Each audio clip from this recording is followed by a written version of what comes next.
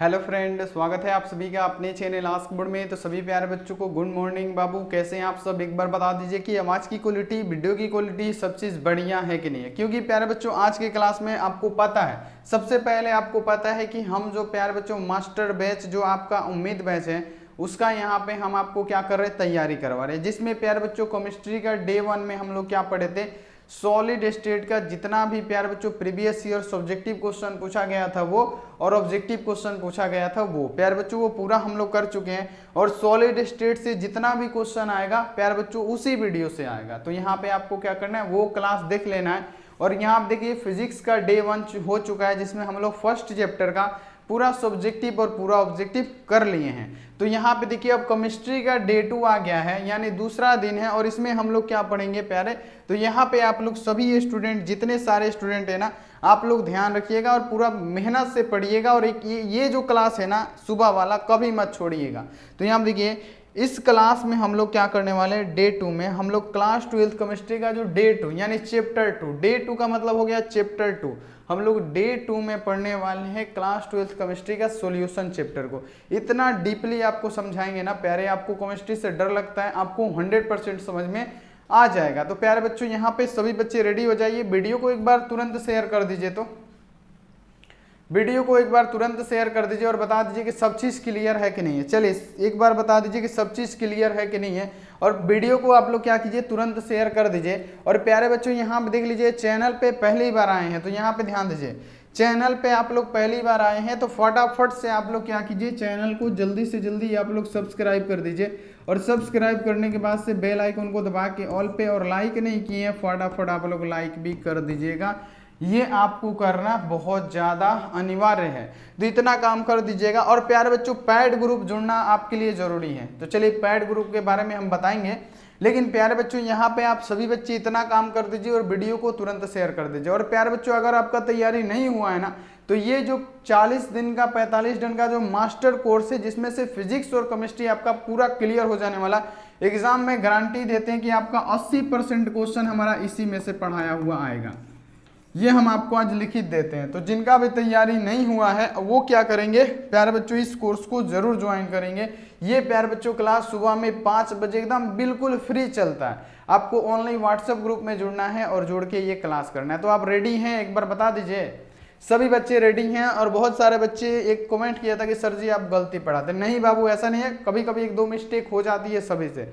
लेकिन एक बात आपको ध्यान रखें कि जितना भी आपका 5 सब्जेक्ट है प्यारे बच्चों, 6 सब्जेक्ट है प्यारे बच्चों, 6 सब्जेक्ट अकेले पढ़ाना कितना मुश्किल है आपको भी समझ सकते हैं कि 6 सब्जेक्ट को अकेले टाइप करना, वेबसाइट को हैंडल करना, सारा चीज हमको ही हैंडल करना पड़ता है प्यारे बच्चों। दिमाग पे इतना ज़्यादा प्रेशर रहता है ना, आप समझ नहीं सकते हैं कि कितना ज़्यादा हम आपके लिए मेहनत करते हैं। जिस दिन आप जान जाइएगा कि हम आपके लिए जितना मेहनत करते हैं ना, आप सही में प्यारे बच्चों यहाँ पे आप हमारा सपोर्ट करना कभी नहीं छोड़िएगा। तो यहाँ पे देखिए इतना ज़्यादा प्यारे बच्चों, इतना ज़्यादा आपके लिए मेहनत करते हैं, इतना ज़्यादा मेहनत करते हैं कि प्यारे बच्चों रात को हम यहाँ पे कसम से बोल रहे हैं, एकदम ईमानदारी आपको बता रहे कि रात में पता है प्यारे बच्चों हम कब सोते हैं। तो यहाँ पे आप ध्यान रखिएगा कि 3 बज जाता है, हमें क्वेश्चन लिखते लिखते सब करते करते 3 बज जाता है। 3 बजे के बाद हम सोने जाते हैं। तो यहाँ पे आप थोड़ा सा ध्यान रखिएगा प्यारे बच्चों, और इस बात को ध्यान रख के प्यारे बच्चों पढ़िएगा। तो आपके लिए कोई मेहनत कर रहा है तो उसका मेहनत व्यर्थ न जाए, ये आपको ध्यान रखना है। तो चलिए प्यारे बच्चों इतना तो बात हो गया। ऑनलाइन टेस्ट भी स्टार्ट है, क्लास खत्म होने के बाद से आपको ऑनलाइन टेस्ट भी जरूर दे देना है। तो चलिए यहाँ पे शुरू करते हैं पहले नंबर प्रश्न से। और कौन सा प्रश्न पूछा गया है, कौन प्रश्न पढ़ना है आपको 2024 एग्जाम के लिए, ये सभी चीज़ें हम आपको बताने वाले हैं। तो एक बार वीडियो को प्यारे बच्चे जल्दी से जल्दी शेयर कर दीजिए। तो हम लोग यहाँ पे क्या पढ़ने वाले, इस कोर्स में हम लोग पढ़ने वाले कि चैप्टर वाइज जितना भी सब्जेक्टिव और ऑब्जेक्टिव होगा, टॉपिक वाइज पढ़ेंगे ना तो प्यारे बच्चों लेट हो ही जाएगा आपका। और अभी टाइम आपके पास बिल्कुल खत्म है। तो 45 दिन का ये मास्टर कोर्स है, जिसमें देखिए पढ़ाया हुआ यानी पूछा हुआ क्वेश्चन ही सिर्फ बताएंगे। देखिए सिर्फ पूछा हुआ क्वेश्चन जो एग्जाम में पूछा जाता है। आपको विश्वास नहीं होता, 2019 का पेपर खोलिए, 2020 का पेपर खोलिए, 2022 का पेपर खोलिए और देखिए कि आदर्श विलयन और अनादर्श घोल दिया है कि नहीं दिया है। तो प्यारे बच्चों ये सब बातें आपको ध्यान में रखना है। तो चलिए यहाँ पे ये सब बातें हो गई। अब यहाँ आप देखिए आपको पैड ग्रुप में जुड़ जाना बहुत ही ज्यादा अनिवार्य है। चलिए पैड ग्रुप में आप लोग जरूर जाइएगा, इसका पीडीएफ हम पैड ग्रुप में ही डाल देते हैं। तो यहाँ पे आपको पैड ग्रुप में ज्वाइन कर लेना है, बहुत ही कम प्राइस है। यहाँ आप देखिए 9931, सॉरी यहाँ आप देखिए दूसरा नंबर लिख दे रहे हैं 91, यहाँ आप देखिए 35 74 20 24। आप इस पे कॉल करके प्यारे बच्चों पैड ग्रुप यानी पीडीएफ वाला ग्रुप आप लोग जरूर ज्वाइन कर लीजिएगा, बहुत ही कम प्राइस में। तो आप लोग अगर ये ज्वाइन कर लेते हैं तो ये सब पीडीएफ आपको मिलेगा और एग्जाम तक आपको पीडीएफ मिलता रहेगा। तो ये आप लोग जरूर ज्वाइन कर लीजिएगा। तो चलिए प्यारे बच्चों बिना किसी देरी के हम पहले नंबर क्वेश्चन को समझाते हैं कि आदर्श और अनादर्श घोल क्या होता है, आदर्श घोल अनादर्श घोल क्या होता है। तो यहाँ आप देखिए आदर्श और अनादर्श घोल क्या होता है, क्वेश्चन पढ़िए कितनी बार पूछा गया है। तो आदर्श और अनादर्श घोल क्या होता है, तो वे विलयन जो ताप तथा दाब की आप देखिए समस्त स्थिति पर राउल्ट के नियम का पालन करे, ऐसे ही लिखना है। ऐसा नहीं लिखना है कि जो आपका राउल्ट के नियम का पालन करे उसे आदर्श घोल, जो राउल्ट का नियम का पालन नहीं करता है उसे अनादर्श घोल, इस प्रकार बिल्कुल नहीं लिखना है। यहाँ पे एग्जाम में टॉपर कैसे लिखते हैं, यहाँ पे आपको ये ध्यान रखना है। अगर आपसे पूछा जा रहा है कि आदर्श और अनादर्श घोल क्या है, तो यहाँ पे लिखना है कि वे विलयन जो ताप तथा दाब की समस्त स्थिति पर, ताप तथा दाब की समस्त स्थिति पर उसके हिसाब से रावल का नियम का अगर पालन करता है तो वो क्या होगा, हमारा आदर्श घोल कहलाएगा। आदर्श घोल पूछा है ना, तो आदर्श घोल उसे कहते हैं। अनादर्श घोल किसे कहते हैं, तो वैसा विलयन प्यारे बच्चों ताप और दाब की समस्त परास पर राउल्ट के नियम का अगर पालन नहीं करता है, राउल्ट के नियम का पालन नहीं करता है, उसे हम लोग क्या बोलेंगे, अनादर्श घोल बोलेंगे। तो ये बात आपको जरूर लिखना है कि वैसा विलयन जो ताप तथा दाब की समस्त स्थिति पर राउल्ट के नियम का अगर पालन कर जाता है तो उसे कहेंगे आदर्श घोल, और जो राउल्ट के नियम का पालन नहीं करता है उसे कहेंगे अनादर्श घोल। और प्यारे बच्चों जो भी पैड ग्रुप में नहीं जुड़ना चाहते, पैसे की कमी या कुछ भी है, ज्यादा प्राइस नहीं है, हम आज प्राइस भी बता देते 299 है यहाँ पे। चलिए और यहाँ पे देख लीजिए, अगर कोई बच्चा नहीं जुड़ना चाहता ना तो इसको नोट करते चलिए, नोट करते चलिए, बहुत ही ज्यादा फायदा होगा आपके एग्जाम में। अगला यहाँ पे आ जाइए, दूसरा नंबर क्वेश्चन है कि किसी घोल की मूललता और मूलरता में अंतर स्पष्ट करें। ये क्वेश्चन पूछा गया 2015 के एग्जाम में, और 2024 के लिए सब क्वेश्चन इंपॉर्टेंट है, जो भी पूछेगा इसी में से पूछेगा, ये हमारा गारंटी है। तो यहाँ पे प्यारे बच्चों ये सब बातें आपको ध्यान में रख के पढ़नी है। तो चलिए किसी घोल का मूललता और यहाँ पे मूलरता तथा मूललता में अंतर समझावे। तो मूलरता और मूलरता क्या होता है, इसके बीच आपको अंतर को समझाना है। तो चलिए हम समझाते हैं कि मूलरता आखिर क्या होता है। मोलारिटी हम लोग क्या कहते हैं, मूलरता को हम लोग मोलारिटी भी कहते हैं। मोलारिटी क्या होता है, तो प्रति लीटर यानी क्या, 1 लीटर, प्रति लीटर यानी 1 लीटर विलयन में घुले हुए विलय की मोलों की संख्या को, देखिएगा समझिएगा प्यारे बच्चों, यहाँ पे आपको लिखना है कि प्रति लीटर यानी 1 लीटर विलयन में घुले हुए मोलों की, प्यारे बच्चों विलयन में, यहाँ पे फिर से समझिए, यहाँ पे फिर से समझाने की कोशिश करें ताकि आपको एक बार में से पूरा समझ में आ जाए।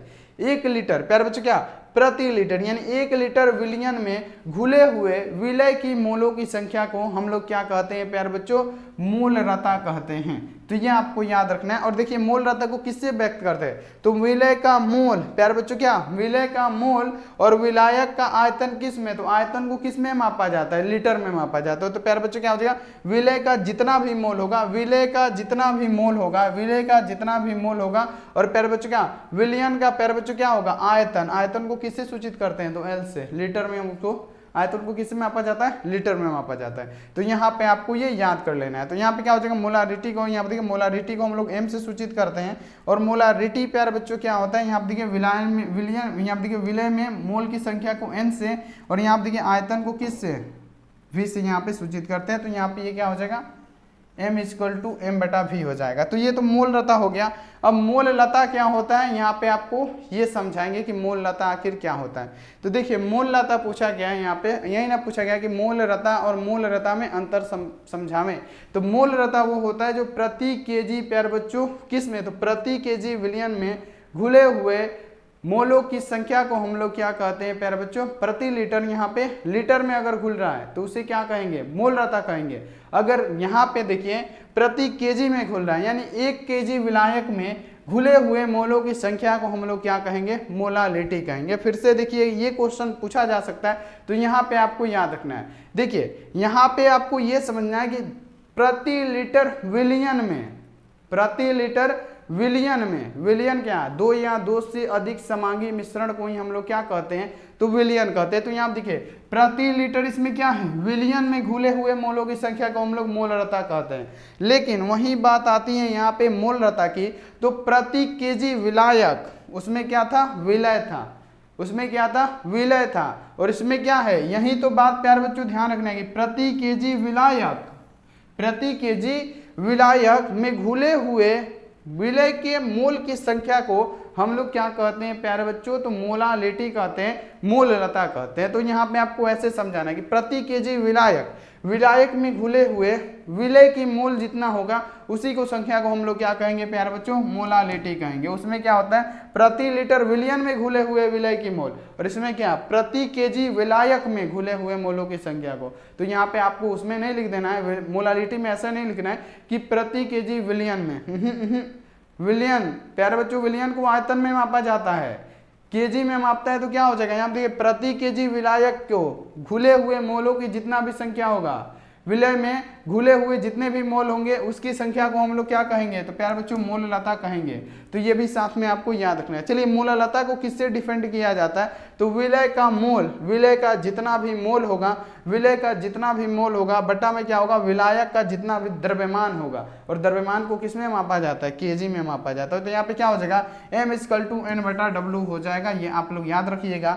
और देखिए एक नोट भी लिख लीजिएगा कि मोललता पे ताप का प्रभाव बिल्कुल नहीं पड़ता है, ये ताप से स्वतंत्र होता है। तो हमसे पूछा गया था दोनों में अंतर, जो कि ये 5 नंबर का क्वेश्चन है, ऐसा नहीं है कि ये 2 नंबर का क्वेश्चन है, ये 5 नंबर का क्वेश्चन है कि मोललता और मोलरता में अंतर को समझावें।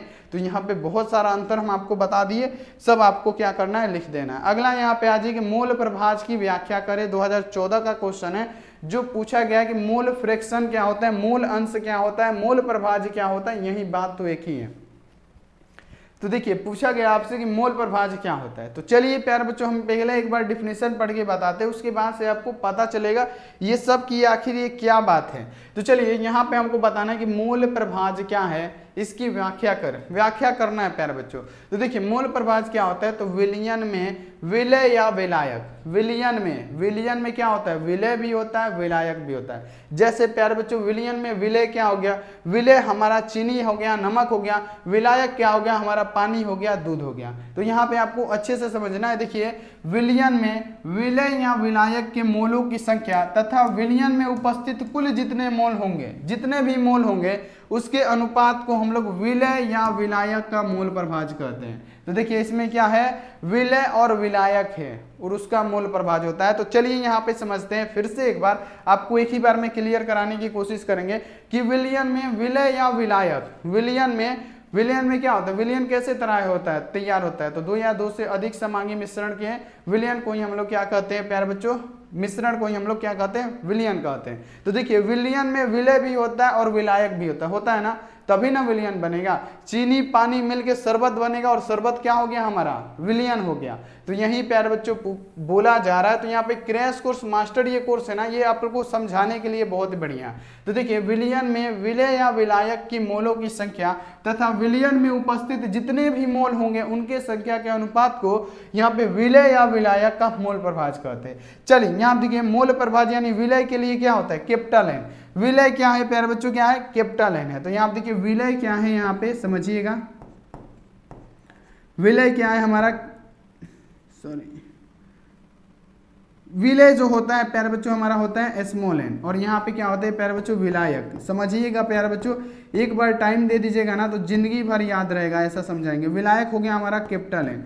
तो देखिए यहाँ पे पूछा गया विलय या विलायक के अंश को, यानी किसका कितना अंश है। मान लीजिए समझाने के लिए 2 दोस्त मिलके यहाँ पे 100 रुपये का कुछ, मान लीजिए क्या एक डेयरी मिल्क खरीद ले 100 रुपये वाला, 2 सहेली मिलके एक डेयरी मिल्क खरीद ले। एक सहेली है क्या, एक सहेली आपकी विलय, एक सहेली का नाम है विलय, मान लीजिए छोटा एन है, और एक सहेली का नाम है विलायक बड़का एन। विलय ने कितना रुपया मिलाया, 100 में से ये 30 रुपया मिलाया, और यहाँ पे देखिए जो विलायक सहेली है उसने कितना रुपया मिला है, 70 रुपया मिला है। तो प्यारे बच्चों इसका अंश पूछा जा रहा है, तो यहाँ पे अगर आपसे पूछ दिया जाए कि ये विलय है, यानी जो विलय वाला सहेली है कितना रुपया मिलाई है, तो प्यारे बच्चों ये कितना रुपया मिलाई है, 30 रुपया मिलाई है। कितना में, तो प्यारे बच्चों कितना में, तो 30 ये मिलाया है और 70 ये मिलाया, यानी 30 ये मिलाया और 70 कौन मिलाया, विलायक मिलाया, यानी विलायक वाला सहेली मिलाई, तब ना मिलके प्यारे बच्चों ये 100 बना। तो यहाँ पे क्या हो गया, इसका अंश निकल गया कि ये 100 में से कितना मिलाया है विलय, तो विलय ने मिलाया 30। तो इसी प्रकार से आप लोग विलय या विलायक का अंश निकाल सकते हैं। तो यहाँ पे देख लीजिए इसमें कैसे मिलाएंगे, तो विलय का मूल प्रभाज कैसे निकालेंगे, तो देखिए विलय को हम लोग स्मॉल एन से डिनोट करते हैं। तो विलय का स्मॉल एन कितना में, तो विलय और विलायक दोनों मिलके, यानी क्या,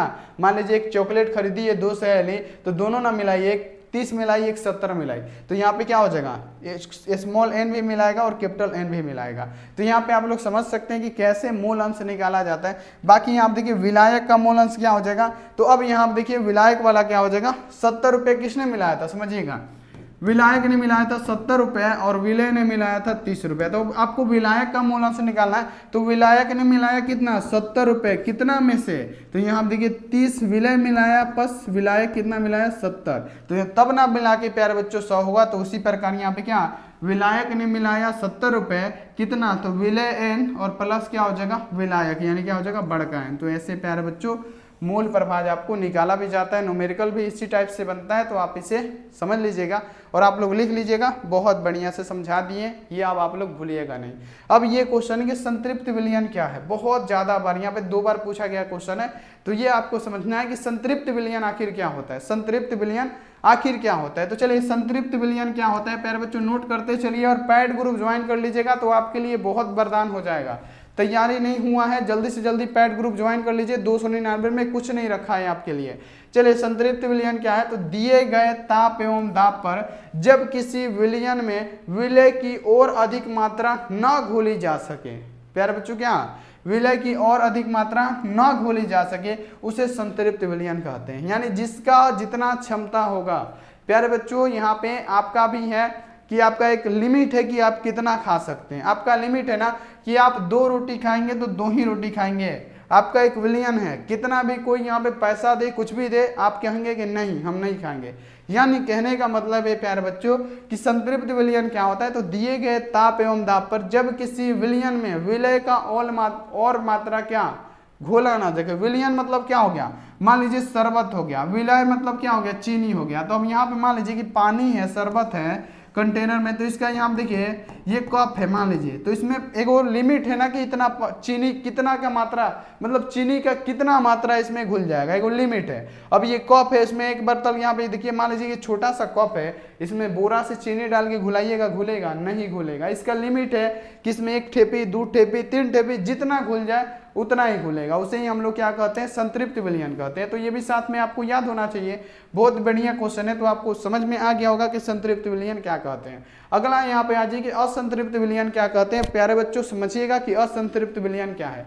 क्वेश्चन ये आता है कि संतृप्त तथा असंतृप्त विलयन क्या होता है, तो यहाँ पे आपको समझना है असंतृप्त विलयन।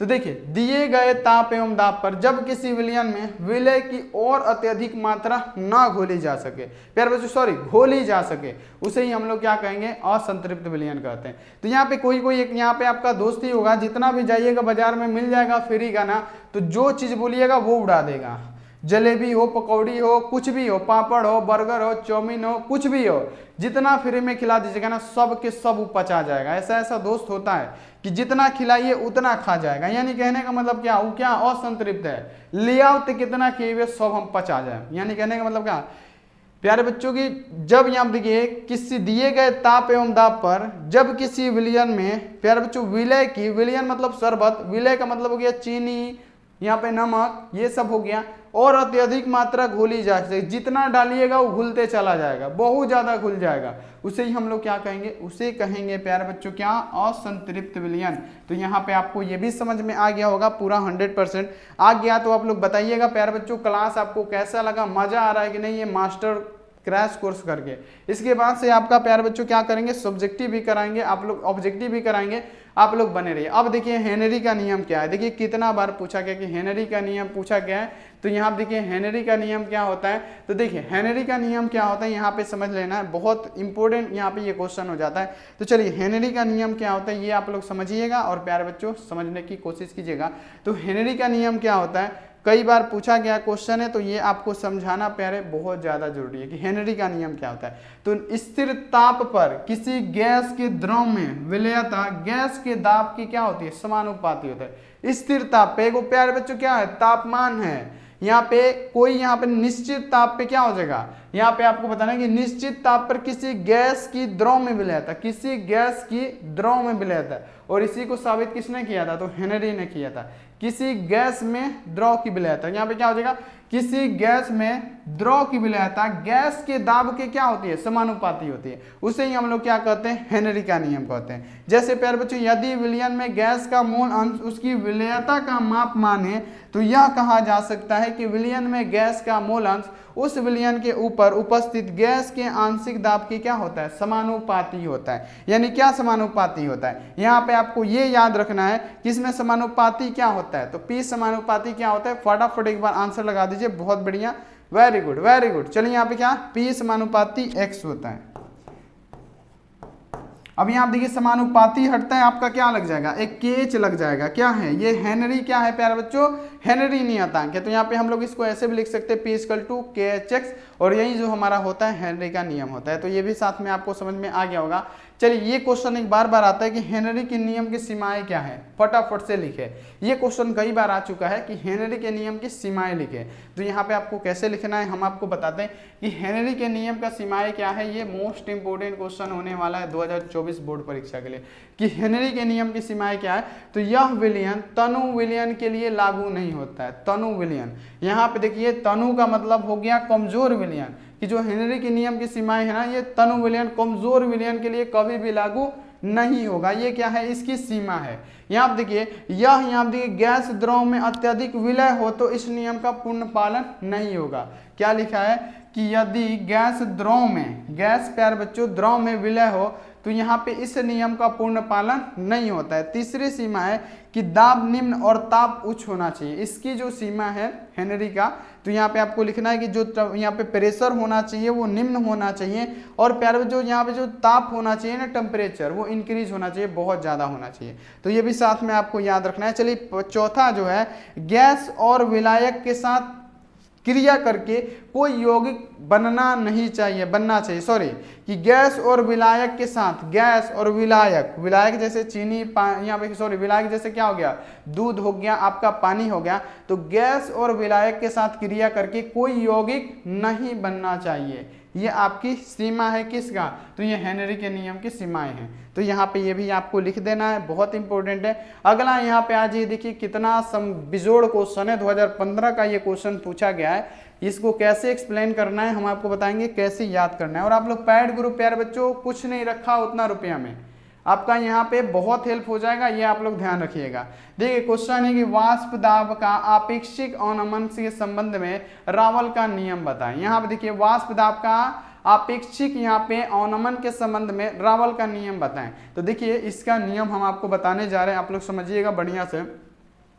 तो किसी तनु विलयन, तनु का मतलब होता है कोई वीक सॉल्यूशन, यहाँ देखिए कोई तनु विलयन यानी कोई वीक सॉल्यूशन, यहाँ पे आपको याद रखना है कि किसी तनु विलयन के वाष्प दाब का अवक्षेपिक अवनमन में उपस्थित विलय के मूल प्रभाज की क्या होता है, बराबर होता है। विलय के मूल प्रभाज, विलय का मूल प्रभाज क्या होता है, विलय का मूल प्रभाज हो गया, विलय एगो सहेली थी जिसका नाम था एन, और यहाँ पे दो चॉकलेट खरीदी थी, तो यहाँ पे देखिए छुटकी ये भी मिलाई थी, यानी विलय भी मिलाई थी और क्या मिलाई थी, विलायक भी मिलाई थी। यानी यही होता है हमारा क्या प्यारे बच्चों, वाष्प दाब के अवक्षेपिक अवनमन में रावल का संबंध। तो देखिए किसी तनु विलयन में वाष्प दाब का अवक्षेपिक अवनमन में उपस्थित विलय के मूल प्रभाज की क्या होता है, बराबर होता है।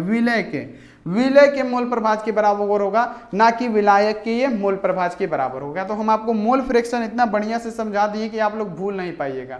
तो यहाँ पे क्या होता है, PO माइनस PS बटा PO होता है। यहाँ पे PO माइनस PS बटा PO ये किसके बराबर होता है, तो विलय के मूल प्रभाज के, यही ना पढ़े हैं यहाँ पे, यही ना पढ़े अभी कि यही क्या होता है, विलय के मूल प्रभाज के बराबर होता है। यानी विलय का मूल प्रभाज हमारा क्या होता है, एन बटा क्या होता है, स्मॉल एन बटा क्या होता है, small N plus capital N होता है। तो ये भी साथ में आपको याद रखना है। चलिए क्वथनांक का उन्नयन, अब देखिए क्वथनांक का उन्नयन क्या होता है, क्वथनांक का उन्नयन, क्वथनांक का उन्नयन क्या होता है ये आपको बताना है। तो देखिए ये क्वेश्चन 2020 के आपके एग्जाम में पूछा गया है कि क्वथनांक का उन्नयन क्या होता है। तो किसी विलायक में कोई विलय मिलाने पर, कोई विलायक है, मान लीजिए कोई विलायक है, उसमें आपको क्या मिलाना है, विलय मिला देने पर विलायक के क्वथनांक में क्या होती है प्यारे बच्चों, उन्नयन होती है, यानी बढ़ोतरी होती है। उसे ही हम लोग क्या कहते हैं, क्वथनांक का उन्नयन बोलते हैं। उन्नयन प्यारे बच्चों ये क्वेश्चन को समझिएगा कि किसी विलायक में कोई विलय मिलाने पर, किसी विलायक में कोई विलय मिलाने पर उसके क्वथनांक में क्या हो जाए, वृद्धि हो जाए, उसे ही हम लोग क्या कहते हैं, उसे ही हम लोग कहते हैं प्यारे बच्चों, यहाँ पे ध्यान रखना है क्वथनांक का उन्नयन। यहाँ पे आपको याद रखना है कि किसी विलायक में कोई विलय मिला देने पे, कोई विलायक दूध हो पानी हो उसमें ऐसा विलय मिलाना है जिससे क्या हो जाए, उसका क्वथनांक बढ़ जाए, उसे ही हम लोग क्या कहेंगे, क्वथनांक का उन्नयन कहेंगे। तो ये भी साथ में आपको समझ में आ गया होगा। तो ये भी क्वेश्चन पूछा गया है, सब क्वेश्चन यहाँ पे बताया जा रहा है और आपको चैप्टर वाइज ऑब्जेक्टिव सब्जेक्टिव, जिसमें आप प्यारे बच्चों मास्टर कोर्स में केमिस्ट्री का ये दूसरा डे है जिसमें दूसरा चैप्टर को हम लोग कर रहे हैं। अब यहाँ पे देखिए क्वेश्चन है कि हिमांक का अवनमन क्या होता है, प्यारे 2015 का क्वेश्चन है। हिमांक का अवनमन, उन्नयन में क्या होता है, क्वथनांक का उन्नयन यानी क्या होता है, बढ़ोतरी होने लगती है, यहाँ पे क्वथनांक बढ़ जाता है। किसी यहाँ पे देखिए विलय में क्या मिलाया जाता है, विलायक में ऐसा विलय मिला देने पर जिसके क्वथनांक अगर बढ़ जाए उसे क्वथनांक का उन्नयन। लेकिन यहाँ पे अगर आपसे पूछा जाए कि हिमांक का अवनमन क्या होता है, तो देखिए जब किसी शुद्ध विलायक में कोई विद्युत अपघट्य पदार्थ मिला दिया जाए तो विलायक का हिमांक कम हो जाता है। हिमांक अगर कम होगा क्या मिलाने पे, यहाँ देखिए किसी शुद्ध विलायक में कोई विद्युत अपघट्य पदार्थ मिला दिया जाए, विद्युत अपघट्य पदार्थ मिला दिया जाए, जैसे सोडियम एसीटेट हो गया, उसको मिला दिया जाए, तब हिमांक में क्या हो जाएगा, कमी हो जाएगा। और इसी को हम लोग क्या कहेंगे, उसी को हम लोग कहते हैं हिमांक का प्यारे बच्चों अवनमन। तो ये भी साथ में आपको याद रखना है। चलिए एक बार डेफिनेशन बता देते हैं। जब किसी शुद्ध विलायक में कोई विद्युत अपघट्य पदार्थ मिलाया जाता है तो इस विलय का हिमांक कम हो जाता है, हिमांक में कमी आती है। इसी कमी को हम लोग क्या कहते हैं, हिमांक का अवनमन कहते हैं, जिसे हम लोग डेल्टा टीएफ से प्रदर्शित भी करते हैं। तो आपको ये सब लिखना पड़ेगा। अगला आ जाइए 11 नंबर की पराश्रेणी दाब क्या होता है, ऑस्मोटिक प्रेशर क्या होता है। फटाफट आइए प्यारे। और ये आप लोग डेली सुबह ना 5 बजे उठ के ये क्लास प्लीज कर लीजिएगा, आपके लाइफ का सवाल है, तो यहाँ पे ये क्लास आप लोग जरूर कीजिएगा। अब देखिए परासरण दाब क्या है, परासरण दाब फटाफट यहाँ आप देख लीजिए। ओस्मोटिक प्रेशर क्या है, परासरण दाब। तो देखिए अर्धपारगम्य झिल्ली द्वारा विलायक से पृथक किए गए, अर्धपारगम्य झिल्ली द्वारा, और अर्धपारगम्य झिल्ली से क्या होता है, ओनली आपके विलायक के अणु ही निकलेंगे। देखिए यहाँ पे विलयन होगा प्यारे बच्चों, जैसे यहाँ देखिए समुद्र के जल को यहाँ पे किसके द्वारा शुद्ध किया जाता है, लवणहीन किया जाता है, तो अर्धपारगम्य झिल्ली के द्वारा उल्टा प्रसरणी क्रिया के द्वारा ही यहाँ पे किया जाता है। यानी कहने का मतलब अर्धपारगम्य झिल्ली से आपको पता होना चाहिए कि बिल्कुल यहाँ पे शुद्ध विलायक के अणु ही निकलते हैं। यानी देख लीजिए कि अर्धपारगम्य झिल्ली द्वारा विलायक से पृथक किए गए विलयन में विलायक के प्रवेश को रोकने के लिए, विलायक के प्रवेश को रोकने के लिए विलयन पर लगाए गए आवश्यक बल को ही, विलयन पर लगाए गए आवश्यक बल को ही हम लोग क्या कहते हैं, परासरण दाब कहते हैं। ये क्वेश्चन आपको याद रखना है, ये क्वेश्चन याद रखना है कि अर्धपारगम्य झिल्ली द्वारा विलायक से पृथक किए गए विलयन के विलायक के प्रवेश को रोकने के लिए, विलयन में विलायक के प्रवेश को रोकने के लिए जो भी बाह्य बल लगेगा उसे ही हम लोग क्या कहते हैं, जो आवश्यक बल लगेगा उसे ही हम लोग ऑस्मोटिक प्रेशर यानी परासरणी दाब कहते हैं। तो प्यारे बच्चों समझ में आ रहा है कि नहीं, एक बार बता दीजिएगा। और एक बार बता दीजिएगा प्यारे बच्चों, इतना ज़्यादा मेहनत करते हैं आपके लिए ना कि आप लोग समझ नहीं सकते हमको, बहुत बढ़िया।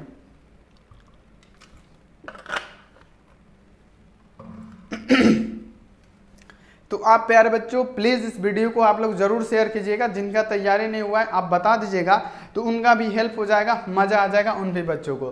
तो आपको समझ में आ रहा है तो आप लोग कमेंट करके जरूर बताइएगा, यस सर जी हमको पूरा 100% समझ में आ रहा है। तो यहाँ पे अभी सब्जेक्टिव करा रहे हैं, उसके बाद से ऑब्जेक्टिव का बारी है, फटाफट उसको भी उड़ा दिया जाएगा। समपरासी विलयन किसे कहते हैं, समपरासी विलयन तो वैसा विलयन जिसमें परासरण दाब समान ताप पे समान हो, वैसा विलयन जिसमें परासरण दाब आपका समान ताप पे समान हो, तो उसे ही हम लोग क्या कहेंगे, उसे ही हम लोग परासरण दाब कहेंगे। तो देखिए यहाँ देखिए समपरासी विलयन सॉरी कहेंगे। तो देखिए समान ताप पर जिन विलयनों का परासरण दाब समान होता है, वैसा विलयन जो समान ताप पे क्या हो, समान हो। यानी समान ताप पर जिन विलयनों का परासरण दाब समान होता है उसे हम लोग संपरासी विलयन कहते हैं। संपरासी विलयन में विलयनों को, यहाँ पे विलयन की जो मोलर सांद्रता होती है वो समान होती है। यहाँ पे देखिए संपरासी विलयन में क्या होता है, मोलर सांद्रता कभी भी समान होती है। संपरासी विलयन में मोलर सांद्रता आपकी क्या होगी, समान होगी। ये आपको लिख के रखना है। तो ये सब क्वेश्चन इंपॉर्टेंट है, आप इसे याद कर लीजिएगा। अगला क्वेश्चन यहाँ पे आ जाइए, बहुत बेहतरीन क्वेश्चन है, 2013 का, ये 23 का क्वेश्चन है, अभी जस्ट पूछा गया था कि आइसोटोनिक विलयन क्या है। प्यारे बच्चों इसमें क्या करा है, टॉपिक वाइज नहीं करा रहे, यहाँ पे आपको पढ़ा रहे पूरा लघु उत्तरीय दीर्घ उत्तरीय क्वेश्चन जो आपके एग्जाम में पूछेगा। 80% क्वेश्चन आपका कवर होगा, इसी में से ऑब्जेक्टिव भी पढ़ाएंगे ताकि मास्टर कोर्स प्यारे बच्चों अगर आपका तैयारी नहीं हुआ है गर्दा उड़ा दीजिएगा। चलिए आप देखिए आइसोटोनिक विलयन क्या होता है। आइसोटोनिक विलयन तो ऐसा विलयन जिनमें क्या हो जाए, जल और विलायक की सांद्रता कोशिका द्रव के समान होती है। देखिएगा प्यारे बच्चों बहुत जबरदस्त क्वेश्चन है कि वैसे विलयन जिनमें जल और विलायक की सांद्रता, जल का मतलब क्या, विलायक और विलय की सांद्रता, जल का मतलब हो गया विलायक, तो आप लोग इसको ऐसे भी लिख सकते हैं कि वैसा विलयन जिसमें विलायक और विलय की सांद्रता कोशिका द्रव के समान हो उसे हम लोग क्या बोलते हैं, आइसो प्यारे बच्चों क्या टोनिक विलयन बोलते हैं। तो ये भी आपको याद हो जाना चाहिए। तो ये प्यारे बच्चों इतना आपको सब्जेक्टिव बताया गया है। तो प्यारे बच्चों इस सब का PDF चाहिए ना, तो आप लोग पैड ग्रुप ज्वाइन कर लीजिए, बहुत कम प्राइस है और यहाँ पे आपकी बहुत हेल्प हो सकता है। तो यहाँ देखिए नंबर लिख देते हैं 91 35 74 20 24। आप इस पे मैसेज करके प्यारे बच्चों कॉल करके बात कर लीजिए, PDF ग्रुप में जुड़ना है तो। चलिए अब हम इसका ऑब्जेक्टिव बता देते हैं प्यारे बच्चों, फटाफट से रुके रहिए, फटाफट से अब हम इसका ऑब्जेक्टिव करेंगे। तो एक बार प्यारे बच्चों वीडियो को तुरंत शेयर कीजिए, तो जल्दी से जल्दी आप लोग वीडियो को शेयर कर दीजिए, क्योंकि प्यारे बच्चों यहाँ पे क्या हो रहा है, 1 शॉट क्लास चल रहा है बहुत जबरदस्त। तो यहाँ पे प्यारे बच्चों आप लोग क्या कीजिए, फटाफट से आप लोग वीडियो को शेयर कीजिए और यहाँ पे ऑब्जेक्टिव स्टार्ट करते हैं कि शुद्ध जल की मोलरता कितनी होती है। फटाफट प्यारे आंसर लगाते चलिए। चलिए शुद्ध जल की मोलरता कितनी होती है। शुद्ध जल की मोलरता की बात करें तो आपको याद रखना है ये 55.55 होता है। पहले का राइट आंसर क्या प्यारे, यहाँ पे ध्यान देना, पहले का राइट आंसर आप बताइएगा 55.55 लीटर होता है, यानी क्या हो जाएगा प्यारे, सी वाला ऑप्शन आपका सही आंसर होने वाला है। तो चलिए प्यारे बच्चों फटाफट से आंसर लगाते चलिए। अगला आ जाइए, निम्नलिखित में से कौन सा जात गुण वाला है। सजात गुण वाला प्यारे बच्चों क्या, सहजात गुण वाला कौन सा है। तो सहजात गुण वाला कौन कौन सा होता है, प्रसरणी दाब एक आपका क्या हो जाएगा, सहजात गुण वाला होगा। तो प्रसरणी दाब यहाँ पे क्या कीजिएगा, आप इसका राइट आंसर लिख दीजिएगा A to Z। और इसके बाद से आपको क्या करना है, ऑनलाइन टेस्ट भी देना है प्यारे, अभी बताएंगे कैसे आप लोग ऑनलाइन टेस्ट दे सकते हैं। अगला यहाँ पे आ जाइए क्वेश्चन कि किस पर ताप का प्रभाव नहीं पड़ता है। कौन सा है जिसपे ताप का प्रभाव नहीं पड़ता है। हम आपको पढ़ाएं कि जो मोलालिटी होता है, मोलालता होता है, तो यहाँ पे जो मोललता होता है और जो मोल फ्रैक्शन होता है यानी मोल प्रभाव होता है, उस पर क्या होता है, ताप का प्रभाव बिल्कुल ही नहीं पड़ता है। तो यहाँ पे आपको क्या मारना है प्यारे, डी ऑप्शन आपको टिक करके आना है। बहुत ज्यादा बेहतरीन क्वेश्चन, इंपोर्टेंट क्वेश्चन है। अगला आ जाइए कि प्रोटीन तथा पॉलीमर का आणविक द्रव्यमान ज्ञात करना हो तो कौन सी विधि से आप लोग करेंगे। प्रोटीन तथा पॉलीमर का आणविक द्रव्यमान किस विधि से ज्ञात किया जाता है। तो ये क्वेश्चन आपको याद रखना है कि प्रोटीन तथा पॉलीमर का आणविक द्रव्यमान हम लोग किससे करते हैं। तो प्यारे बच्चों किससे, प्रासरणी दाब से ज्ञात करेंगे। प्रासरणी दाब से प्रोटीन तथा पॉलीमर का आणविक द्रव्यमान ज्ञात किया जाता है। तो यहाँ पे आपको याद कर लेना है। हिमांक का अवनमन, हिमांक का उन्नयन, ये सब क्वेश्चन हम अभी पढ़ाए ना, सब क्वेश्चन आते हैं, ये आप लोग ध्यान रखिएगा। अगला यहाँ पे आज ये क्वेश्चन, निम्न में से कौन एंटी फ्रिज का काम करता है। एंटी फ्रिज का कार्य कौन करेगा प्यारे, फटाफट एक बार आंसर लगा दीजिए। बहुत बेहतरीन क्वेश्चन है, A to Z क्वेश्चन आपके लिए महत्वपूर्ण है। चलिए फटाफट आंसर लगाइए। चलिए प्यारे बच्चों फटाफट से आप लोग आंसर लगाते चलिए। चलिए यहाँ पे क्वेश्चन है कि निम्नलिखित में से एंटी फ्रिज का कार्य कौन करेगा। तो जो इथिलीन ग्लाइकोल होगा ना वो एंटी फ्रिज का कार्य करेगा। एंटी फ्रिज का कार्य कौन करता है, एथिलीन ग्लाइकोल आपका एंटी फ्रिज का कार्य करेगा। तो प्यारे बच्चों वीडियो को लाइक करना नहीं भूलिएगा, क्योंकि अपना मेहनत जिस दिन आपको दिखा देंगे ना दिन भर का, प्यारे बच्चों आप हमारी उम्र में ना कोई इतना मेहनत नहीं करेगा जितना हम यहाँ पे यूट्यूब पे करते हैं। अकेला यहाँ देखिए, अकेला आदमी प्यारे बच्चों पूरा कॉल को हैंडल करना, पूरा ये ऑल सब्जेक्ट को हैंडल करना, आप समझ सकते हैं कितना डिफिकल्ट होगा हमारे लिए कि ऑल सब्जेक्ट एक ही टीचर पढ़ाए, वो भी 12th का। 10th का होगा चल जाएगा, लेकिन 12th का प्यारे बच्चों एक टीचर अगर हैंडल कर रहा है ना तो बहुत बड़ी बात है। तो यहाँ पे प्यारे बच्चों इसको आप लोग ध्यान में रखिएगा। चलिए क्वेश्चन है कि निम्नलिखित में से कौन सा राउल नियम से धनात्मक विचलन प्रदर्शित करता है। तो धनात्मक विचलन कौन प्रदर्शित करेगा, तो प्यारे बच्चों बेंजीन और क्लोरोफॉर्म करेगा। ये टाइप करना, इसको प्यारे बच्चों अपलोड करना, सब थंबनेल बनाना, ये सब क्या है, सब मेरा ही काम है, मेरे ही ऊपर है। क्योंकि अभी चैनल बड़ा है, उतना हम यहाँ पे क्या अफोर्ड नहीं कर पाएंगे, 2-4 टीचर ऑपरेटर, ये हमसे अभी नहीं हो पाएगा। इसीलिए प्यारे बच्चों तो ये बात आपको ध्यान रखना है, आपको सपोर्ट बनाए रखना है। तो चलिए प्यारे बच्चों अगला यहाँ पे आ जाइए कि कौन अनुसंख्या गुणधर्म नहीं है। अब पूछा जा रहा है कि कौन अनुसंख्या गुणधर्म नहीं है। तो अनुसंख्या गुणधर्म कौन कौन सा होता है, हिमांक का अवनमन होता है, हमारे देखिए क्वथनांक का उन्नयन भी क्या होता है, अनुसंख्या गुणधर्म होता है। मूलल उन्नयन स्थिरांक हमारा अनुसंख्या गुणधर्म हो जाएगा, लेकिन जो प्रासरणी दाब होगा, ओस्मोटिक प्रेशर होगा, ये अनुसंख्या गुणधर्म प्यारे नहीं होगा। तो बी ऑप्शन को आपको टिक करके आना है, एग्जाम में मजा आ जाएगा। अगला यहाँ पे देखिए H3PO3, H3PO3 क्या है, तो ये H3PO3 क्या होता है, तो ये एक द्विभाषमिक अम्ल होता है, द्विभाषमिक अम्ल। तो यहाँ पे आपको टिक करना है किस पे प्यारे, द्विभाषमिक अम्ल पे। और ये क्वेश्चन भी आता है, ये क्वेश्चन भी आप लोग याद कर लीजिएगा। चलिए निम्न में से पूछा गया कि विलयन का जो गुण ताप पे निर्भर नहीं करता है। ताप पे प्यारे बच्चों क्या, मूललता नहीं करता है। मूललता को डिफिनेशन बहुत बढ़िया से समझाए प्यारे बच्चों, मूललता का डिफिनेशन बहुत ही बढ़िया से समझाए हैं कि प्रति केजी विलायक में घुले हुए मोलों की संख्या को हम लोग क्या बोलते हैं प्यारे बच्चों, मूललता कहते हैं। प्रति लीटर विलियन में, विलायक नहीं विलियन में घुले हुए विलय के मूल अंश को हम लोग मूलरता कहते हैं। तो ये प्यारे बच्चों आपको याद रखना है। अगला यहाँ पे आज ये क्वेश्चन कि जल की मूलरता कितनी होती है, तो जल की मूलरता होती है 55.5 लीटर इनवर्स हो जाएगा, मोल लीटर इनवर्स।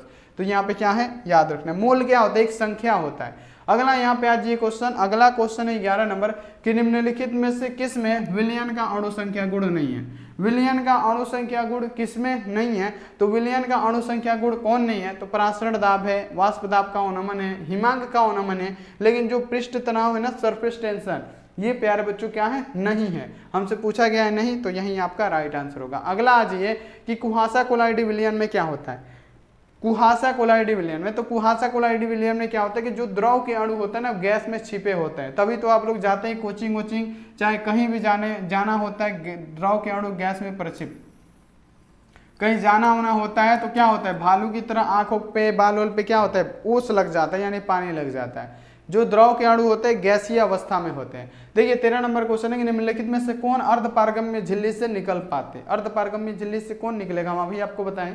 तो अर्धपारगम्य झिल्ली से ओनली विलायक के अणु निकलते हैं। शुद्ध विलायक के अणु किससे निकलेंगे, तो अर्धपारगम्य झिल्ली से निकलेंगे। तो यहाँ पे आपको ये याद कर लेना है, बहुत बढ़िया क्वेश्चन है। अगला यहाँ पे आज ये क्वेश्चन कि यदि KCl जलीय घोल 100% विघटित होता है तो वांट हाफ गुणांक आपका कितना होगा। यदि KCl जलीय घोल 100% विघटित कर दिया जाए तब वांट हाफ गुणांक इसका 2 होगा, जो कि आपको मार देना है 2 पे, और ये आपको याद भी कर लेना है। तो ये भी क्वेश्चन आप लोग याद कर लीजिएगा। अगला आ जाएगा निम्नलिखित में से किसका हिमांक का अवनमन अधिकतम होगा। किसका हिमांक का अवनमन अधिकतम होगा, तो किसका होगा, तो K2SO4 का क्या होता है, हिमांक का अवनमन अधिकतम होता है। तो यहाँ पे आपको ये याद कर लेना है। अगला यहाँ पे आज ये क्वेश्चन अगला है कि मूललता को, मूललता है ना, मूललता को व्यक्त किया जाता है। तो मूललता को प्यारे बच्चों किससे, तो यहाँ आप देखिए द्रव्यमान kg, किसमें, द्रव्यमान को किसमें मापा जाता है, kg में। तो यहाँ पे क्या हो जाएगा, मूललता को हम लोग किसमें व्यक्त करेंगे, तो मोल प्रति किलोग्राम में करते हैं, मोल प्रति किलोग्राम में करते हैं। तो ये भी साथ में प्यारे आपको याद करके चलना है। अगला आज एक विलयन जिसमें प्रासरण दाब समान ताप पे समान होता है। अभी हम आपको बताएंगे प्रासरणी यानी संपरासी विलयन क्या होता है। तो विलयन जिसमें प्रासरण दाब समान ताप पे समान हो उसे क्या कहते हैं, समपरासी विलयन कहते हैं। तो ये सब क्वेश्चन प्यारे आपको याद होना चाहिए, ये सब क्वेश्चन आपके एग्जाम में पूछे जाते हैं। अगला यहाँ पे आज ये क्वेश्चन कि उष्मा और विद्युत का अच्छा चालक क्या, उष्मा और विद्युत का अच्छा चालक क्या। तो उष्मा और विद्युत का अच्छा चालक आपका ग्रेफाइट हो जाएगा, ग्रेफाइट, ग्रेफाइट आपका क्या हो जाएगा, बिल्कुल राइट आंसर हो जाएगा। चलिए अगला यहाँ पे आज ये क्वेश्चन कि आप देखिए प्रासरण दाब की इकाई क्या है, प्रासरण दाब की इकाई क्या है। तो प्रासरण दाब की प्यारे बच्चों इकाई क्या है, तो प्रासरण दाब की इकाई होती है ATM। तो यहाँ पे ATM पे आपको टिक करना है, बिल्कुल महत्वपूर्ण क्वेश्चन है। अगला यहाँ पे आज ये क्वेश्चन यहाँ आप देखिए अनुचुंबकीय यौगिक में इलेक्ट्रॉन होते हैं। तो अनुचुंबकीय यौगिक है ना, तो अनुचुंबकीय यौगिक में इलेक्ट्रॉन क्या होंगे, अयुग्मित होंगे कि युग्मित होंगे। तो यहाँ पे आपको याद रखना है कि अनुचुंबकीय में क्या होते हैं प्यारे बच्चों, अयुग्मित होते हैं, अयुग्मित होंगे क्योंकि क्या है अनुचुंबकीय है, तो इसमें इलेक्ट्रॉन अयुग्मित होते हैं। चलिए अगला यहाँ पे आज ये क्वेश्चन कि समपरासी विलयन में समान होता है। तो प्यारे बच्चों समपरासी विलयन में क्या समान होता है, तो प्यारे बच्चों उस डिफिनीशन में ये भी लिखा था कि समपरासी विलयन में मोलर सांद्रता क्या होती है, समान होती है। तो यहाँ पे आपको ये आंसर देना है कि समपरासी विलयन में क्या होगा, जो मोलर सांद्रता होगा, जो मोलर सांद्रता होगा वो क्या होगा, समान होगा। तो ये आपको प्यारे याद कर लेना है। अगला यहाँ पे आज ये क्वेश्चन, और आप लोग पैड ग्रुप जरूर ज्वाइन कर लीजिएगा। अगर अच्छा नंबर लाना है, आपको एग्जाम में कुछ तैयारी नहीं हुआ है तो आप जरूर कीजिएगा। चलिए विलयन के अणु संख्या गुण वे गुण है जो निर्भर करते हैं, विलयन के अणु संख्या गुण वे गुण है जो निर्भर करते हैं किस पे, तो देखिए कणों के आकार पे तो नहीं करेंगे, कणों की प्रकृति पे भी नहीं करेंगे, देखिए विलायक की प्रकृति पे भी नहीं, लेकिन कणों की संख्या पे जरूर करेंगे, कितना उसमें कण है। तो ये आपको याद रख लेना है, ये आपको याद कर लेना है। चलिए अगला क्वेश्चन आ जाइए कि प्रासरण दाब निम्नलिखित में से किस समीकरण द्वारा व्यक्त किया जाता है। तो प्रासरण दाब प्यारे बच्चों किसके द्वारा व्यक्त होता है, तो P=CRT के द्वारा व्यक्त होता है। प्रासरण दाब किसके द्वारा व्यक्त होता है, तो प्रासरण दाब P=CRT के द्वारा व्यक्त होता है, ये आपको याद रखना है। चलिए P=CRT हो जाएगा। अगला यहाँ पे आ जाइए कि आदर्श विलयन को निम्नलिखित में से कौन सा गुण है। आदर्श विलयन का कौन सा गुण है, तो आदर्श विलयन का वो है जो रावल का नियम का पालन करता है, ये क्या हो जाएगा, आदर्श विलयन हो जाएगा। तो ये आपको याद कर लेना है। चलिए अगला यहाँ पे आ जाइए कि पहाड़ों पर जल का क्वथनांक कम हो जाता है, क्यों, पहाड़ों पे जल का क्वथनांक कम हो जाता है क्योंकि वहां पे क्या होता है, वायुमंडलीय दाब कम होता है, वहां का वायुमंडलीय दाब बिल्कुल कम होता है। तो ये भी साथ में आपको याद रखना है। अगला आ जाए कि मानव रक्त का पीएच मान कितना होता है। तो मानव रक्त यानी ह्यूमन ब्लड का प्यारे बच्चों पीएच मान पूछा है, आप क्या बताइएगा, 7.4 होता है, जो कि आपको याद होना चाहिए। सी वाला ऑप्शन यहाँ पे क्या हो जाएगा, राइट आंसर हो जाएगा। चलिए समुद्र जल का परिसारक दाब लगभग, तो समुद्री जल का परिसारक दाब लगभग होता है हमारा 30 ATM, 30 ATM होता है। प्रश्न यहाँ पे किसका, समुद्री जल का परिसारक दाब। ऑस्मोटिक प्रेशर कितना होगा प्यारे बच्चों, 30 ATM होगा। अगला यहाँ पे आ जाइए कि किसी घोल का परासरण दाब, प्यारे बच्चों पूछा गया कि इसके बीच का संबंध क्या होगा। किसी घोल का परासरण दाब का बीच का संबंध होता है πC=ST, πC=ST होता है। तो ये आपको याद कर लेना है। चलिए अगला यहाँ पे आ जाइए क्वेश्चन कि किसी घोल पर परासरण दाब का संबंध दिया गया है, πC=ST दिया गया, तो ये हमारा राइट आंसर होगा। चलिए अगला क्वेश्चन 29 नंबर है कि यहाँ देखिए परमाणु द्रव्यमान बराबर होता है, परमाणु द्रव्यमान की बात किया गया। ये बहुत इंपॉर्टेंट क्वेश्चन है कि परमाणु द्रव्यमान किनके बराबर होता है। तो परमाणु द्रव्यमान किसके बराबर होता है, तो न्यूट्रॉनों और प्रोटॉनों के, इलेक्ट्रॉन प्रोटॉन नहीं, न्यूट्रॉनों की संख्या के नहीं। आपको याद रखना है कि परमाणु द्रव्यमान परमाणु के न्यूट्रॉनों की संख्या और उसके प्रोटॉनों की संख्या के योगफल के क्या होता है, ये बराबर होता है, यानी सी ऑप्शन आपका सही होगा। तो ये सब प्यारे बच्चे क्वेश्चन आपको याद हो जाना चाहिए। अगला आ जाइए कि आपेक्षिक अवनमन का प्यारे बच्चों पूछा जाता है कि वाष्प दाब का अवक्षेपिक अवनमन होता है। तो प्यारे बच्चों हम क्या बताएं, वाष्प दाब का अवक्षेपिक अवनमन क्या होता है, PO माइनस PS बटा क्या होता है, PO होता है। तो ये आपको याद रखना है कि आप पढ़े थे ना अभी कि वाष्प दाब के, यहाँ पे देखिए संबंध में रावल का नियम बताएं। तो वाष्प दाब के संबंध में रावल का नियम क्या होता है, तो प्यारे बच्चों यहाँ पे ये किसके बराबर होता है, तो विलय के मोल प्रभाज के, यानी स्मॉल n बटा क्या, small n plus capital N, यही क्या है वाष्प दाब के अवक्षेपिक अवनमन में रावल का नियम है। तो ये भी साथ में आपको याद कर लेना है, बहुत इंपॉर्टेंट क्वेश्चन है। अगला यहाँ पे आ जाइए कि विद्युत अपघट्य का उदाहरण है। विद्युत अपघट्य का उदाहरण कौन सा होगा बाबू, चीनी नहीं होगा, यूरिया नहीं होगा, बेंजीन नहीं होगा। विद्युत अपघट्य आपका सोडियम एसीटेट होगा। विद्युत अपघट्य क्या होगा, सोडियम एसीटेट होगा। तो ये साथ में प्यारे आपको 100% याद रखना है। चलिए अगला यहाँ पे आ जाइए संप्रासी विलयन में समान होता है। अब बताइए संप्रासी विलयन में क्या समान होता है। तो संप्रासी विलयन में आपका मोलर सांद्रता क्या होता है, समान होता है, ये आपको साथ में याद रखना है। अगला यहाँ पे आ जाइए कि निम्नलिखित में से किस से 0.1 m विलयन का हिमांक न्यूनतम होगा। तो 0.1 m विलयन का हिमांक पोटेशियम सल्फेट का होगा, जो कि आपको याद रखना है, बहुत इंपॉर्टेंट क्वेश्चन है। ये सब कर लेते हैं तो प्यारे बच्चों यहाँ पे क्या हो जाएगा, A to Z आपका प्यारे बच्चों क्या हो जाएगा, 100% क्लियर हो जाएगा। चलिए अणु संख्या गुणधर्म निर्भर करता है किस पे, तो विलयन में कणों की संख्या पे ये निर्भर करेगा। विलयन में कणों की संख्या कितनी है उस पर यह निर्भर करता है। चलिए अगला यहाँ पे आ जाइए, ये क्वेश्चन है 35 नंबर। अब यहाँ आप देखिए ये क्वेश्चन का आंसर आप फटाफट बताइएगा, बहुत बढ़िया क्वेश्चन है। चलिए इसका क्वेश्चन का आंसर बता दे, चलिए छोड़ देते हैं, अभी बताएं, कुछ देर पहले बताएं, आप लोग आंसर दे दीजिएगा किस में, HW में। तो ये क्वेश्चन आपके लिए HW है। और प्यारे बच्चों हमारे मेहनत के लिए आपको वीडियो को शेयर करना पड़ेगा और पैड ग्रुप आप लोग जरूर ज्वाइन कर लीजिएगा, एग्जाम तक आपका हेल्प होगा इससे। 91 35 74 20 24 यहाँ पे आप इस पे क्या कीजिए प्यारे बच्चों, कॉल कीजिए, फटाफट पैड ग्रुप ज्वाइन कर लीजिए। तो यहाँ पे सभी बच्चे एक बार लाइक कीजिए, तो प्यारे बच्चों जल्दी से जल्दी यहाँ पे लाइक कीजिए। और चैनल पे पहली बार आए हैं आप लोग फटाफट से सब्सक्राइब करके बेल आइकन को प्रेस करके ऑल पे सब कर दीजिए प्यारे बच्चों, क्योंकि ये करना आपके लिए बहुत ज़्यादा महत्वपूर्ण है। तो इतना कर दीजिए। अब चलिए ऑनलाइन टेस्ट हो रहा है, लाइक कर दीजिए, इतना मेहनत करते हैं प्यारे बच्चों, आप लाइक नहीं करते हैं, बहुत दुख की बात है, लाइक कर दीजिए। चलिए अब हम चलते हैं कि टेस्ट कैसे दिया जाता है, टेस्ट जो चल रहा है कैसे आपको देना है। सबसे पहले प्यारे अपने फ़ोन में गूगल या क्रोम को फटाफट ओपन कीजिए। जैसे ही आप लोग ओपन कीजिएगा प्यारे बच्चों, सर्च बार दिखेगा, सर्च बार में यहाँ पे आपको लिखना है ASK और यहाँ पे BOARD, आस्क बोर्ड लिखना है, ask board, ask board, ask board लिख के सर्च करना है। जैसे ही सर्च कीजिएगा सामने आपको आस्क बोर्ड लिखा हुआ आएगा, आपको डायरेक्ट इसी पे क्लिक करना है। जैसे ही आप इस पे क्लिक कीजिएगा यहाँ देखिए आपके सामने ये खुल जाएगा, ऑनलाइन टेस्ट देना है प्यारे बच्चों, आइएगा सामने ही दिखेगा आपको यहाँ पे ऑनलाइन टेस्ट।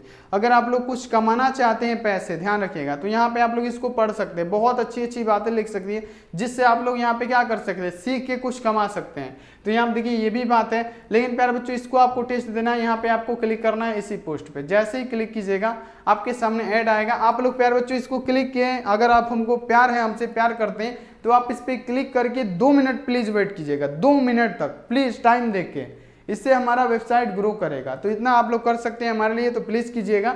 तो यहाँ पे आपको वो कर देना है। उसके बाद से प्यारे बच्चों यहाँ पे क्या करना है, आना है डायरेक्ट, यहाँ पे देखिए स्टार्ट का बटन है। तो प्यारे बच्चों चलिए आइए, स्टार्ट का बटन दिया गया, नाम पूछेगा, आपको अपना नाम डालना पड़ेगा। तो यहाँ पे आप लोग अपना नाम डालिएगा, आस्क बोर्ड जैसे हम लिख दिए, आप अपना नाम डालिएगा। और यहाँ पे आप लोग क्या, रोल्ड गोल्ड का मुख्य अवयव क्या है, तो आपको इसका आंसर लगाना है। तो फटाफट प्यारे बच्चों ये काम आप लोग आगे फटाफट कर दीजिए। तो चलिए प्यारे बच्चों ये 1 शॉट क्लास इतना लंबा गया क्योंकि इसमें बहुत इंपॉर्टेंट क्वेश्चन होता है। तो चलिए मिलते हैं इसी अगली क्लास में, आप लोग अपना ध्यान रखिए, मन लगा के पढ़ाई कीजिए, टेक केयर एंड बाय।